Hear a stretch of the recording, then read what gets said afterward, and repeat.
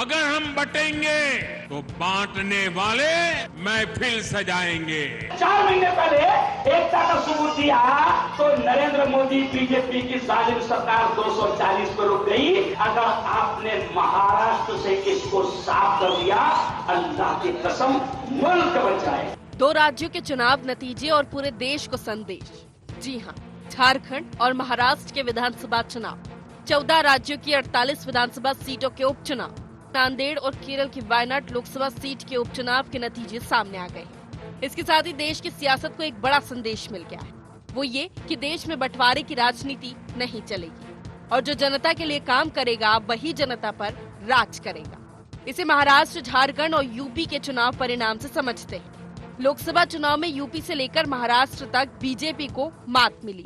इसकी वजह मानी गई विपक्षी गठबंधन इंडी के संविधान पर खतरा, आरक्षण पर खतरा का राग और जातीय जनगणना की मांग। 400 पार का नारा देने वाली बीजेपी 240 सीटों पर सिमटी तो दावा किया गया कि मोदी मैजिक खत्म। लेकिन अब महाराष्ट्र और यूपी दोनों के नतीजों ने बता दिया कि विपक्ष के बंटवारे का नैरेटिव खत्म। इसकी सबसे बड़ी वजह बना हरियाणा से शुरू हुआ नारा, बटोगे तो कटोगे। कोई ऐसी गलती मत कर देना कि जो आपस में बटे, याद रखना बटे तो कटे। बीजेपी ने इस नारे से संदेश दिया कि हिंदुओं के वोट बट रहे हैं और दूसरे समुदाय खासकर मुस्लिम वोट लामबंद हो रहे हैं। इसके जवाब में मौलवी मौलानाओं ने भी खूब लामबंदी की, फतवे जारी किए। जब नतीजे आए तो होश उड़ गए। महाराष्ट्र में बीजेपी 200 का आंकड़ा पार कर गई। यूपी की 9 में से 6 सीटें बीजेपी के कब्जे में आ गई। अब सवाल उठता है कि बटोगे तो कटोगे के नारे का असर झारखंड में क्यों नहीं हुआ? तो इसकी वजह भी जानकार बताते हैं। बटोगे तो कटोगे साथ एक और फैक्टर ने महाराष्ट्र और झारखंड में असर किया, वो है महिला हितैषी योजनाएं। महाराष्ट्र में लाडकी बहना से महायुति ने महिला वोटर साधे तो झारखंड में सोरेन सरकार की मैया योजना ने यही काम किया। झारखंड में बीजेपी ने बटोगे तो कटोगे का नारा दिया, इससे ज्यादा घुसपैठियों का डर दिखाया गया। लेकिन भाजपा यहाँ ठोस रणनीति बनाने में चूक गई। झारखंड में बीजेपी की हार की वजह सोरेन सरकार की प्रो इनकम्बेंसी, लाडली बहना की तर्ज वाली मैया योजना, हेमंत सोरेन को जेल जाने के बाद मिली सहानुभूति, स्थानीय स्तर पर नेतृत्व का अभाव, बाहरी नेताओं के हाथ कमान, आरजेडी से गठबंधन की वजह से मिले एक मुश्त यादव मुस्लिम वोट। अब बात मध्य प्रदेश की करें तो यहाँ आंकड़ा कहने को तो बराबरी का रहा, लेकिन बीजेपी जीत कर भी एक तरह से हार गई। पूरा जोर लगाने के बाद भी विजयपुर सीट इनके हाथ से चली गई।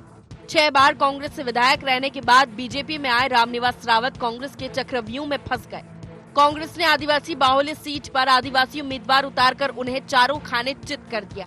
वहीं अपनी सबसे मजबूत और परंपरागत सीट पर बुधनी में भी जीत का अंतर आसमान से जमीन पर आ गया। इन नतीजों के बाद कांग्रेस अपने को हार कर भी जीता मान रही है। अरसे बाद कांग्रेस दफ्तर में कोई जश्न मना है।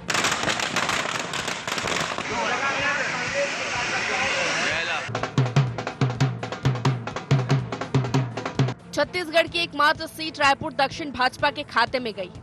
ये सीट छत्तीसगढ़ में भाजपा की सबसे मजबूत सीट है, जहां से लगातार 8 बार बृजमोहन अग्रवाल विधायक रहे। उनके सांसद चुने जाने के बाद हुए उपचुनाव में बीजेपी ने पूर्व सांसद और रायपुर के मेयर रहे सुशील सोनी को उम्मीदवार बनाया था, जिनकी जीत पर किसी को संशय भी नहीं था। महाराष्ट्र, झारखंड के विधानसभा उपचुनाव के साथ ही 15 राज्यों के 46 विधानसभा और 2 लोकसभा सीटों की बात करें तो विधानसभा उपचुनाव परिणाम 46 सीटें, एनडीए को 24, इंडिया को 22 सीटें मिली हैं। चुनाव से पहले 27 सीटों पर एनडीए का कब्जा था। इनमें अकेले कांग्रेस के पास 13 सीटें थीं, भाजपा के पास 11, एनडीए के पास कुल 17 सीटें थीं। लोकसभा उपचुनाव 2 सीटें, केरल के वायनाड में प्रियंका गांधी जीती, पहले ये सीट कांग्रेस के पास थी। महाराष्ट्र के नांदेड़ में भाजपा के डॉक्टर संतोख राव हंबार्डे जीते, पहले कांग्रेस का कब्जा था। ये नतीजे साबित करते हैं कि झारखंड में पहले ही सोरेन सरकार की वापसी हो गई है। पूरे देश के नतीजे कांग्रेस और इंडी गठबंधन के लिए झटका ही कहे जाएंगे। Bureau report, IND 24।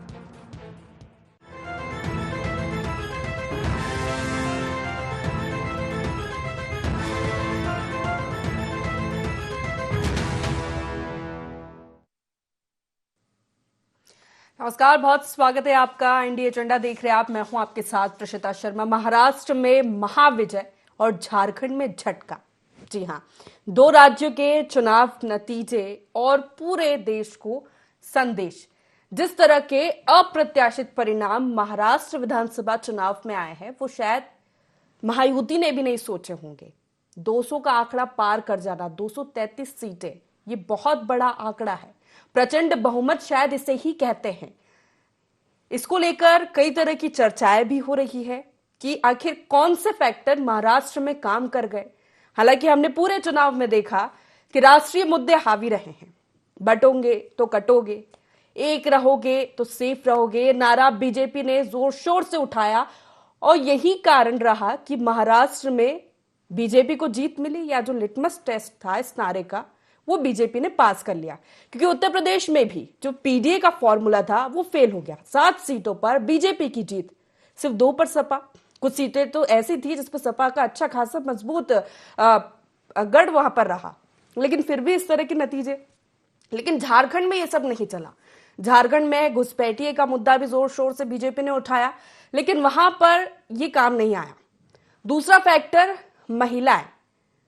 महाराष्ट्र और झारखंड दोनों जगहों पर योजना के तहत महिलाओं को साधा गया। अगस्त से योजना शुरू हुई महाराष्ट्र में लाडकी बहना, तो झारखंड में मैया सम्मान योजना, जिसके जरिए महाराष्ट्र में 1500 रुपए महिलाओं के खाते में डाले गए और झारखंड में 1000 रुपए। और यह माना जा रहा है कि इसके पहले महाराष्ट्र में जो वोट परसेंट था महिलाओं का पहले कभी नहीं रहा। 65% वोट। कई सीटें तो ऐसी हैं जहां पर पुरुषों से ज्यादा महिलाओं ने वोट किया है। ये कारण बीजेपी की जीत के हो सकते हैं। इसी के साथ मध्य प्रदेश की अगर मैं बात करूं, विजयपुर में बीजेपी की हार, बड़ा झटका।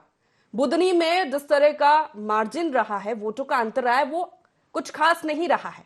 छत्तीसगढ़ जाएं, छत्तीसगढ़ में रायपुर दक्षिण सीट बृजमोहन अग्रवाल के जो चेहरे का जादू था वो चला, या फिर बीजेपी ने बता दिया कि जो चर्चाएं थी कि ये सीट बृजमोहन अग्रवाल की है कि बीजेपी की, तो ये सीट बीजेपी की है।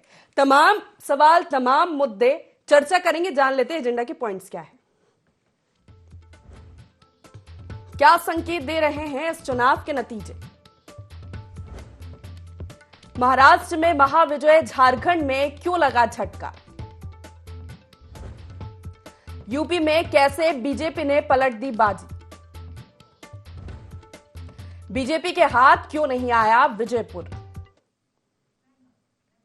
तमाम सवालों के साथ चर्चा की शुरुआत करेंगे। खास पैनल हमारे साथ जुड़ गया है। सबसे पहले परिचय आपका करा देते हैं। बीजेपी से प्रवक्ता बृजगोपाल लोहिया जी हमारे साथ जुड़ गए हैं, स्वागत है आपका। कांग्रेस से प्रवक्ता केदार सिरोही जी हमारे साथ जुड़ गए, आपका भी स्वागत है। वरिष्ठ पत्रकार संदीप पौराणिक जी हमारे साथ जुड़ गए, आपका भी बहुत स्वागत है। बृजगोपाल जी, शुरुआत आप ही से करना चाहूंगी कि महाराष्ट्र में जिस तरह का प्रचंड बहुमत, शायद इसे ही कहते हैं, कि जो पूर्वानुमान थे कि हाँ 195 तक मैक्सिमम जा सकता है, लेकिन ये तो 200 का भी आंकड़ा आपने पार कर दिया। क्या आपको भी उम्मीद थी इस पर, और उसके बाद झारखंड में जो झटका लगा उस पर भी प्रतिक्रिया दीजिए। देखिए प्रेषिता जी, निश्चित लोकतंत्र का महापर्व है और महाराष्ट्र में भारतीय जनता पार्टी को जो शानदार विजय मिली है उसकी प्रसन्नता है। हम झारखंड में जीतने के लिए लड़ रहे थे, परंतु हम वहां उतना नहीं जीत पाए जो हमारी अपेक्षा थी। और मध्य प्रदेश का भी मैं आपको प्रश्न का उत्तर दे देता हूं कि मध्य प्रदेश में भी निश्चित हमने विजयपुर में भी पूरे प्रयत्न किए थे कि हम वहां भारतीय जनता पार्टी को विजय दिला पाए। जो बहुत लंबा सूखा है भारतीय जनता पार्टी के लिए, उसे हम समाप्त कर पाए, परंतु हम नहीं कर पाए। और एक बात जरूर कहता हूं कि हमारी हार और जीत दोनों के अपने अपने विश्लेषण है और दोनों के विश्लेषण होना चाहिए। यदि हम महाराष्ट्र में जीते हैं तो हमने वहां महाविजय प्राप्त की है, और ऐसी विजय प्राप्त की है जो आने वाले चुनावों में एक उदाहरण बनेगा। झारखंड हम हारे हैं, इसको हम स्वीकार करते हैं, परंतु झारखंड हम अपनी, न तो हमने कोई पुराने उसमें से सीटें खोई है, ना अपना वोट परसेंटेज खोया है। हाँ, बिल्कुल निश्चित है कि हम उसे बढ़ाने निकले थे जो नहीं बढ़ा सके। हम विजयपुर, भारतीय जनता पार्टी लगातार बहुत लंबे समय से चुनाव हार रही है। हमने वोटों का अंतर खत्म करने का प्रयास किया, हम 20,000 से उसे 7,000 तक ला पाए। ये हमारे लिए, हम जीत कैसे नहीं पाए इसकी समीक्षा करेंगे।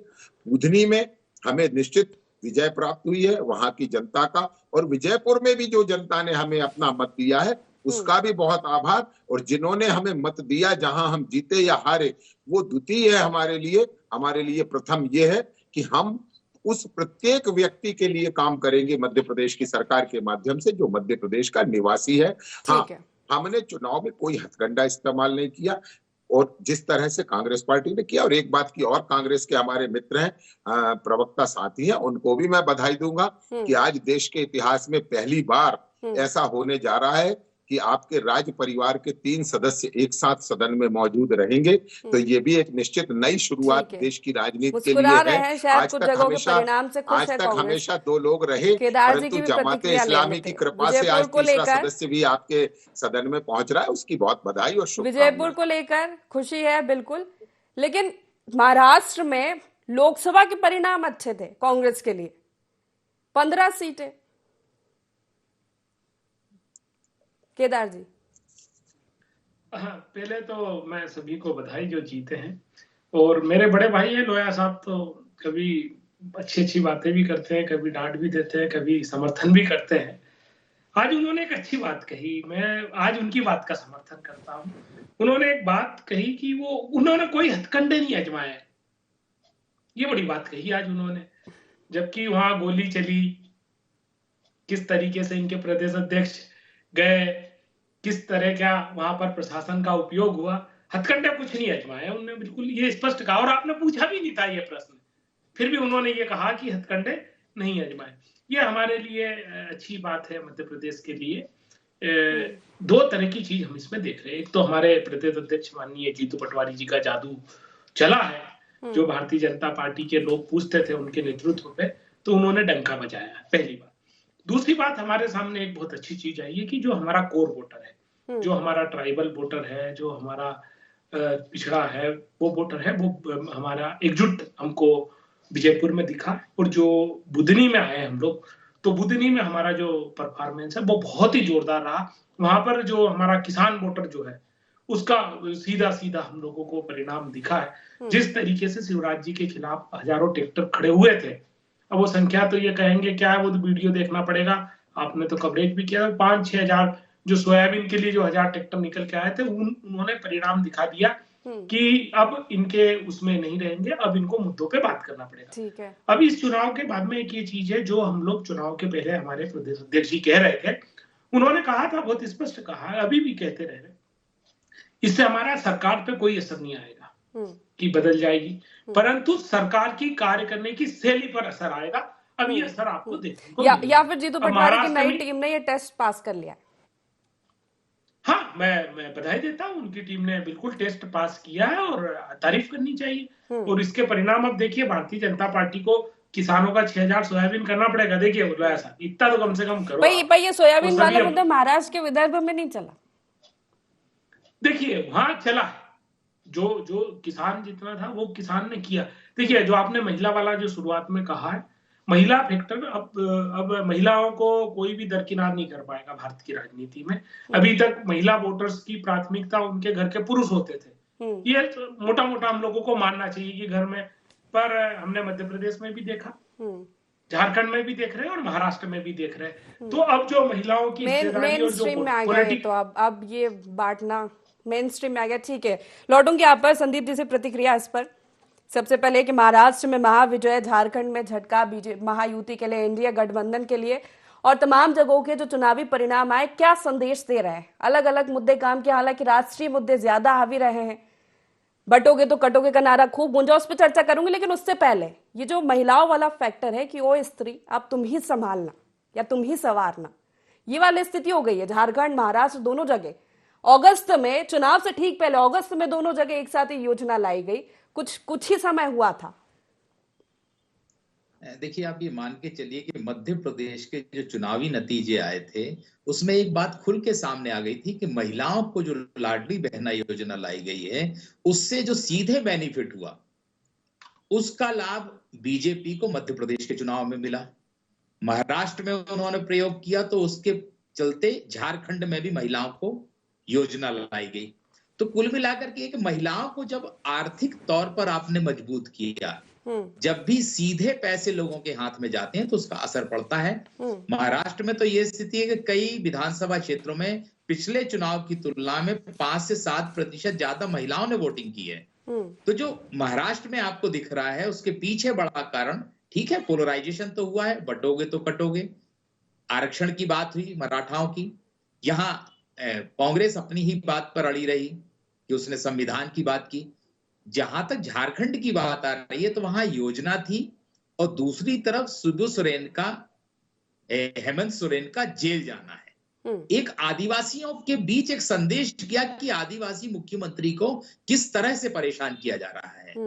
मुझे लगता है कि आदिवासी अस्मिता के चलते वहां पर जेएमएम और कांग्रेस को लाभ हुआ, सहानुभूति मिली है महिलाओं की योजना, हेमंत सोरेन को, सहानुभूति पूरी तरह मिली है, पूरी तरह। भाई कल्पना सोरेन जिस तरह से एक्टिव रही, जिस तरह से उन्होंने बात कही, भाई शिबू सोरेन, हेमंत सोरेन के पिता शिबू सोरेन की गहरी पैठ है झारखंड में आदिवासियों के बीच, और जब उनका बेटा जेल जाता है तो स्वाभाविक है आदिवासी उनके भावनात्मक तौर से जुड़े हुए थे। आदिवासी वोट छिटका, यही विजयपुर में देखा हमने मध्य प्रदेश। ये देखिए, मध्य प्रदेश का चुनाव तो बड़ा कांग्रेस ने बहुत रणनीतिक तौर पर लड़ा, प्रतीक्षा जी मैं कहूंगा इसमें। कारण ये है कि उन्होंने विजयपुर में आदिवासी उम्मीदवार को मैदान में उतारा, और वो व्यक्ति जो पिछला चुनाव बीजेपी से बगावत करके निर्दलीय लड़ा था, उसने 40,000 वोट पाए थे। वही स्थिति बुधनी में हुई कि यहाँ पर उन्होंने किरार उम्मीदवार बनाए। शिवराज जी भी किरार वर्ग से हैं और लगातार चुनाव जीतते रहे हैं। ऐसी स्थिति में कांग्रेस ने रणनीतिक तौर पर बेहतर चुनाव लड़ा, और उसका उन्हें विजयपुर में लाभ भी मिला, और बुधनी का भी अंतर आप देखिए कहां से कहां पहुंच गया। लोया जी, ये आदिवासी फैक्टर पर प्रतिक्रिया क्या झारखंड में मैया सम्मान योजना? निश्चित देखिए प्रेषिता जी, हम सब सत्य स्वीकार करने वाले लोग हैं। पहला सत्य तो ये है कि भारतीय जनता पार्टी की राज्यों की सरकार हो चाहे केंद्रों की सरकार हो, हमने केवल बेटी पढ़ाओ बेटी बचाओ नारा नहीं दिया, बल्कि नारियों के सशक्तिकरण के लिए काम किया, और आज वो देश भर में उदाहरण है। जो मध्य प्रदेश की बात कर रहे हैं, तो आपको याद होगा कि सबसे पहले ही हम लाडली लक्ष्मी योजना लाए थे। उस लाडली लक्ष्मी योजना को कॉपी करने का काम पूरे देश में हुआ था। उसके बाद हमने जब लाडली बहना लेकर आए तो उसको भी कॉपी करने का काम हुआ। बड़ी प्रसन्नता होती है कि जब मध्य प्रदेश लीड करता है। दूसरी एक और बात कहता हूँ, जो हमारे मित्र कह रहे थे कि षड्यंत्र, में बताता हूँ, षड्यंत्र का शब्द मैंने जानबूझकर इस्तेमाल किया था कि किस तरह 13 तारीख को मतदान होना है, और 11 तारीख की रात में कुछ लोग राजस्थान से मध्य प्रदेश आते हैं, और वहां आकर जो हमारा विजयपुर विधानसभा का बीरपुर मंडल है, जो टर्रा थाना क्षेत्र में आता है, वहां पहुंचते हैं, और वहां हमारे आदिवासी भाइयों को गोली मारने का काम करते हैं। और उसके साथ आप इस बात के इसको जोड़कर देखिएगा कि रात में वहां गोली की घटना होती है, ना वहां के लोगों, स्थानीय लोगों को मालूम कि चलाने वाला कौन है, ना वहां सरकार को मालूम, ना प्रशासन को, ना चुनाव आयोग को, परंतु सुबह भोपाल में जीतू पटवारी जी ये कह देते हैं कि गोली चलाने वाला रावत था। यहीं से वो चुनाव को आपने तो ये तो पता कर रहा था, सरकार में आप है, प्रशासन को जांच करनी चाहिए थी। चुनाव के ठीक पहले इस तरह की घटना हो रहा तो सरकार पर ही सवाल उठेंगे। प्रशिता जी, मैं उसकी जांच सरकार करेगी, निश्चित, ये सच है। दूसरी बात मैं आपसे कहता हूं कि जहां तक महाराष्ट्र की अभी चर्चा कर रहे थे, कि महाराष्ट्र में 2 काम हुए। 15 सीट आई थी लोकसभा में, 15 ही आई विधानसभा में। दोनों में स्कोर में कोई कमी नहीं है। देखिए जितना नेतृत्व ने प्रयत्न किया, और एक सबसे खास बात जो महाराष्ट्र का चुनाव इंगित कर रहा है कि राहुल गांधी जो मुद्दे लेकर घूम रहे हैं, कि जो संविधान की किताब का कवर लगा है उसमें अंदर पेज कोरे हैं, ये लो चोरी पकड़ी जा चुकी है। और जो हमने पहले भी कहा था, उत्तर प्रदेश ने भी करके दिखाया है आज, और महाराष्ट्र ने भी करके दिखाया है कि ये जो आपके झूठे मुद्दे हैं, वो झूठे मुद्दे चलेंगे नहीं, क्योंकि काठ की हांडी बार बार नहीं चलती। ठीक है, केदार जी से प्रतिक्रिया ले। केदार जी, और एक बात और कहता हूँ कि झारखंड का बड़ा, ये बटोगे तो कटोगे ने खूब काम किया महाराष्ट्र में लाड की बहना के साथ। कि हम जीतने के लिए लड़े थे, हम जीत नहीं पाए, परंतु हम हारे नहीं है, क्योंकि ना हमारा वोट परसेंटेज घटा, ना हमारी सीटें घटी, तो हमें हारा कैसे कहा जा सकता है? बताइए केदार जी। देखिए, मुझे तो नहीं लगता है कि बटोगे और कटोगे का महाराष्ट्र में बहुत बड़ा इम्पैक्ट आया होगा। 2-3 चीजें हैं। एक तो एक महिला वाला जो फैक्टर है, जो लाडली बहना वाला जो डायरेक्ट बेनिफिट का है, उसने ठीक तरीके से काम किया, उसमें कोई दो राय नहीं है, क्योंकि उसने झारखंड में भी किया। तो दोनों जगह हमारी राय अलग अलग नहीं हो सकती, एक ही राय रहेगी। ठीक है। दूसरा जो मुझे लगा, जो मेरा पर्सनल है, भी तो बाकी सब पॉलिटिकल लीडर्स के अपने अपने असेसमेंट आएंगे, जो हमारा गठबंधन का वोट शेयरिंग जो ट्रांसफर होना था, वो प्रॉपरली हो नहीं पाया। वो अगर हो जाता तो इस तरीके, क्योंकि भारतीय जनता पार्टी खुद भी, उनके लोग बड़े लीडरों के इंटरव्यूज अभी मैंने देखे, वो खुद भी विश्वास नहीं कर रहे हैं कि इतना तो हमने भी नहीं सोचा था। तो जो, और इनका पूरा जो वोट है वो ठीक ठाक तरीके से आ गया, और इनके जो भी वहाँ कैलकुलेशन या समीकरण थे जो ये चुनाव लड़ते हैं, आपका नेतृत्व तो मान ही नहीं रहा है ना, विश्वास ही नहीं कर रहा है बिल्कुल ही कि ये जनादेश है महाराष्ट्र की जनता का महायुति के लिए। देखिए अब सवाल उसमें, देखिए जो लीडर होते हैं ना, मैं तो वहां था नहीं महाराष्ट्र में, शायद लोया जी भी नहीं होंगे, हम भी ऊपर की बैट बल्ला खेल रहे हैं। एक्चुअल वहां की जमीनी हकीकत तो वहां के ही लोगों को मालूम है। अब वो जो वहां के लोग, वही असेसमेंट, वही मैंने कहा ना कि वो जो असेसमेंट वहां के देंगे, एक्चुअल प्रैक्टिकल तो उन्हीं को ही पता है, उन्हीं को ही सारा चीज मालूम होता है। जो बूथ पे बैठता है वो अपना बताता है, तमाम चीजें आएगी, तो उसके बाद में वहां के लीडर जो बताएंगे वही सही माना जाएगा। हम लोग तो बस ये है कि आपकी सुनी, इनकी सुनी, और ये बात कर रहे हैं। पर हाँ देखिए, आप झारखंड में इनका बिल्कुल नहीं चला। झारखंड में ये जो नकली मामा थे हमारे इधर के, मैं करीब 10 साल से ये व्यक्ति के बारे में कहता रहा कि मध्य प्रदेश को बर्बादी अगर खेती के बारे में अगर कोई ने की है तो वो तबका जाता है शिवराज सिंह चौहान को। ठीक है, बहुत ही मतलब अलग तरह के व्यक्ति है वो, पैसा। ठीक है, बिल्कुल। लोया जी, छोटी सी प्रतिक्रिया उत्तर प्रदेश के भी परिणाम पर दे दीजिए। केदार आ रही हो लोया जी, केदार जी। देखिए पीटे का फॉर्मूला फेल हो गया, लोकसभा में चला, खूब चला। देखिए वो एक टाइम होता है जिस पे चलता है, आगे भी उनका हो सकता है चलेगा। अभी देखिए, अभी उपचुनाव, अखिलेश यादव ने तो पोस्ट कर दिया एक्स पे, जुड़ेंगे तो जीतेंगे, कोट कर रही हूँ मैं उसको, जुड़ेंगे तो जीतेंगे। नहीं, अब देखिए वो तो सबके नारे अलग अलग कई तरीके के आएंगे, पढ़ेंगे, लिखेंगे तो आगे बढ़ेंगे, तमाम तरह की चीजें।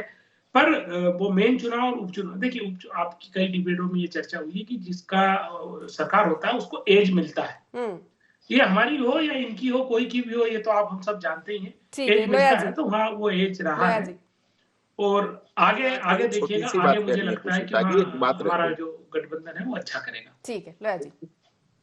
देखिए प्रशिता जी, मुझे एक बड़ी छोटी बात कहना है। आज लोकतंत्र भी जीता है, आज चुनाव आयोग जीता है, आज इस देश की संवैधानिक संस्थाएं जीती हैं। जनता ने इस तरह का मैंडेट दिया है कि कोई कुछ कह नहीं पा रहा है, क्योंकि राजकुमारी वायनाड में जीती है तो झारखंड में सोरेन जीते हैं जहां कांग्रेस गठबंधन में, महाराष्ट्र में हम जीते हैं, मध्य प्रदेश में विजयपुर में कांग्रेस जीती है, बुधनी में भारतीय जनता पार्टी जीती है। तो आज कम से कम चुनाव आयोग और ईवीएम को जो बचाने का काम इस देश की जनता ने किया, पूरा तंत्र, देखिए प्रयोग कला, शासन प्रशासन सब लग गया, साम दाम दंड भेद सब लगा दिया आपने जीत हासिल करने में। मेरी बात तो सुनिए, ये आरोप तो ये विजयपुर में भी लगा रहे थे। और एक बात और कहूंगा, आप याद करिएगा, 20 तारीख को जब मतदान हो रहा था तो जिन 2 सीटों पर, सीसामऊ की और करहल की, जो 2 सीटों पर आरोप लगाने का काम अखिलेश यादव कर रहे थे, वो दोनों सपा जीती है, बाकी सब जगह हार गई। मैं फिर से कहता हूं, ये जो प्रायोजित इनका सत्य। और एक बात और याद करिए, अभी आप कह रही थी कि उन्होंने ट्वीट किया, उन्होंने एक वीडियो भी ट्वीट किया था, इसके बाद उस वीडियो को एडिट किया, उसे घटाकर 23 सेकंड का किया और बाद में उसे डिलीट कर दिया। इसलिए मैं कहता हूं, काट की हांडी बार बार नहीं चढ़ती और झूठ के पैर नहीं होते, चाहे वो अखिलेश यादव बोले, चाहे राहुल गांधी बोले। ये क्वेश्चन मार्क, अब सीएम कौन होगा, क्योंकि जल्दी सरकार बनानी है। संदीप जी से प्रतिक्रिया लेना चाहूंगी। मैं फिर से कहता हूँ, भारतीय जनता पार्टी में कोई किचकिच नहीं है, मगर जो लोग हार गए हैं उनमें कल रात तक के सबके बयान सुन लीजिए और आज सुबह तक के सुन लीजिए। और एक और देखिए, आज अखबारों ने फ्रंट पेज पर छापा है कि विधायकों को सेफ हाउस में भेजेंगे। अब आप मुझे ये बताइए कि जनता ने जिन्हें चुना नहीं, उन्हें ये सेफ हाउस में भेजने का प्रयत्न कर रहे थे। संदीप जी से प्रतिक्रिया ले लेते हैं। संदीप जी, ये खूब चला, ये एक है तो सेफ है। ये चुनाव जब रुझान आ रहे थे तभी देवेंद्र फडणवीस ने खुद बोला, एकनाथ शिंदे ने आके बोला, अजित पवार ने बोला एक है तो सेफ है। ये सामंजस्य बनाने की या बताने की कोशिश कर रहे हैं, लेकिन सवाल तो है कि क्या बस सीएम फेस कौन, दबे स्वर में, लेकिन कुछ ना कुछ तो निकला है सबके मुंह से। फडणवीस के समर्थक कुछ चाहते हैं, पवार के कुछ और शिंदे जी के कुछ। देखिए, बीजेपी सबसे बड़ी पार्टी बनके उभरी है, सबसे 100 से ऊपर विधायक हैं। मुझे लगता है कि ठीक है, समन्वय की बात होगी, पवार कहेंगे, आपके शिंदे कहेंगे, फडणवीस जी ने भी बात कही, लेकिन आप ये तय मान के चलिए कि इस बार जो महाराष्ट्र का मुख्यमंत्री होगा वो बीजेपी के कोटे से आने की ज्यादा संभावना है और बयान भी आने लगे हैं। मध्य प्रदेश के मंत्री कैलाश विजयवर्गीय का भी बयान आया, महाराष्ट्र से भी कुछ लोगों के बयान आए हैं और संघ के कोटे से भी ये बात सामने आने लगी है कि फडणवीस हो सकता है महाराष्ट्र के मुख्यमंत्री बने। बार बार बलिदान नहीं देंगे ना फडणवीस, क्या लगता है आपको यही? लेकिन ये लाडकी बहना योजना, समय कमी है, छोटी सी प्रतिक्रिया, ये अजित पवार ने रिकमेंड की थी, इसका श्रेय किसको जाएगा? बस देखिए, श्रेय तो पार्टी जब चुनाव लड़ती है, जो सत्ताधारी दल होता है उसको जाता है, व्यक्ति को नहीं जाता। और वहां पर गठबंधन की सरकार थी, लीड कर रहे थे वहां शिंदे, तो स्वाभाविक सी बात है कि पूरे गठबंधन को, महायुति गठबंधन को उसका श्रेय गया है। और बीजेपी बहुत ज्यादा सीटें लेके आई है, बहुमत के करीब बीजेपी पहुंच गई है अकेले, उसे तो साथ मिल रहा है शिंदे का और पवार का। तो मुझे लगता है कि बीजेपी दबाव बनाएगी और आने वाले समय में जो भी फैसला होगा वो बीजेपी की इच्छा के अनुरूप होगा। हालांकि ये देखना होगा, महाराष्ट्र में बहुत ज्यादा उठापटक हमने देखी है पिछले कई सालों में सरकार बनाने को लेकर। अब क्या होगा, क्योंकि एक बड़ी पार्टी बन के बीजेपी यहाँ पर उभर रही है, कौन सीएम होगा और इन परिणामों से कितनी आगे की सियासत बदलेगी। जो झारखंड के लिए सोचा था वो उलट एकदम परिणाम आए, महाराष्ट्र में अप्रत्याशित परिणाम आ गए, बाकी भी सीटों उपचुनाव जहां पर हुए। ठीक है, तीनों मेहमानों को बहुत शुक्रिया हमारे साथ इस चर्चा में शामिल होने के लिए। तो महाराष्ट्र में महाविजय, झारखंड में झटका, बिल्कुल आंकलन करेंगे सभी राजनीतिक दल, लेकिन इन चुनाव परिणामों से सियासत में कितना बदलाव आएगा या कितनी सियासत बदलेगी, ये देखने वाली बात होगी, क्योंकि राष्ट्रीय मुद्दे हावी थे और ये माना जा रहा था कि ये 2029 की रिहर्सल है। एजेंडा में फिलहाल इतना ही, बने रहिए IND24 के साथ। नमस्कार।